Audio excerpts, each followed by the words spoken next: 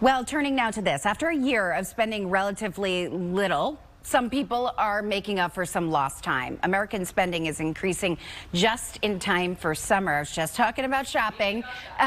Here to talk with us about how to save and when to splurge is Jen Burke of the Maine Credit Union League. So, Jen, I take it then there is a time to splurge because I'm not great with budgets. But let's start there. So how do you have fun still on a budget?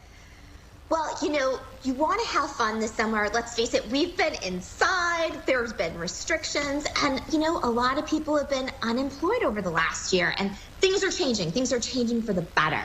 But you don't want your spending to completely go off the rails. You need to have some financial discipline so that you can keep your budget in check.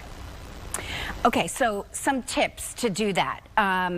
If you don't have endless amount of money to do things, but you still, want to enjoy yourself, how do you do it? How do you prioritize? Yeah. Well, first take stock of what matters to you. So think about what was important before the pandemic and how that may have changed over the last 15 months. Let's face it, nobody's lives are the same. So if things aren't important as they once were, don't necessarily revert to some bad old habits. Don't spend things just because you can. If you haven't needed to spend something over the last 15 months, then maybe you don't have to.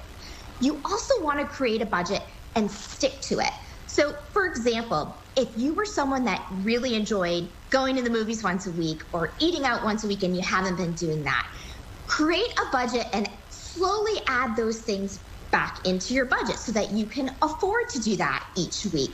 Or you want to go on a summer trip. We live in Maine. We are so lucky. If you want to explore our wonderful, beautiful state this summer, budget for it, but stick to it so that you don't overexert those credit cards over the next couple of months. You also want to be saving for emergencies. So if you were someone who had lost a job or your hours were reduced, you probably weren't able to tuck money aside into savings.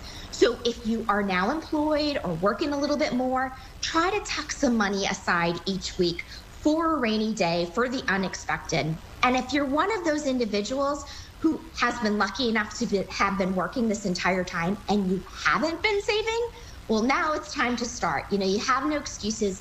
Put some money away. And my last and most important tip is reverse COVID-related changes.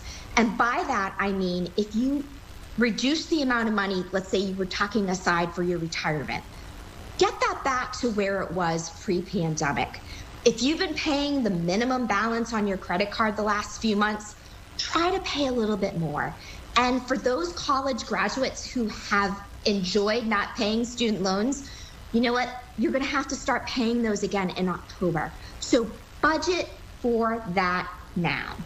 Very important tips. And one of the things I think, another thing that is quite important, we've talked about supply chain issues and all of that stuff. So, should we be mindful of the fact that maybe prices aren't the same this year as they were, a year, 15 months, 2 years ago?